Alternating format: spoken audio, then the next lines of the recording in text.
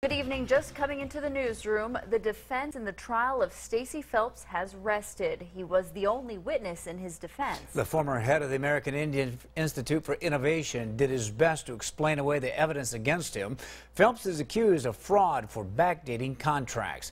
The state says that he was trying to avoid an audit of AIII. The prosecution cross-examined Phelps this afternoon. KELOLAND's Angela Kennecke has been following this case since the beginning and joins us now with the latest. You'll remember that Stacey Phelps and Scott Westerhouse were friends who worked together for some 15 years. But Phelps says he was conned by Westerhouse along with the rest of the world. Today, the prosecution tried to poke holes in Phelps' story. Prosecutors are trying to prove a motive for Phelps to backdate contracts, but Phelps claims he didn't know about any audits and had no idea that the documents he backdated at Westerhouse's requests would be uploaded for state auditors to see. However, in an email that Phelps wrote in August of 2015, the subject matter was Gear Up Audit.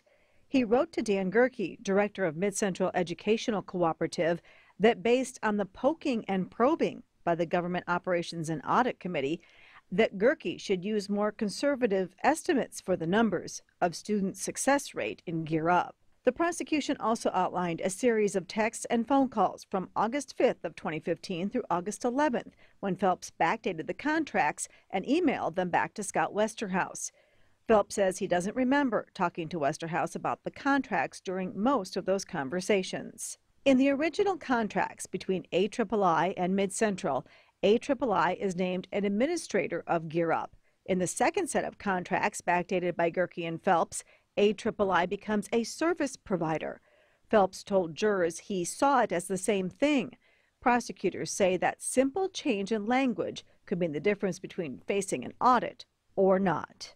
Prosecutors are also trying to poke holes in Phelps' defense that he didn't know the original contracts were uploaded to a state system by using his own words in an interview by investigators in 2015 following the tragedy in Platte. In that interview, at first, Phelps didn't seem to remember the contracts. Then he said he didn't know the difference between them. And then he said he thought they were amending them.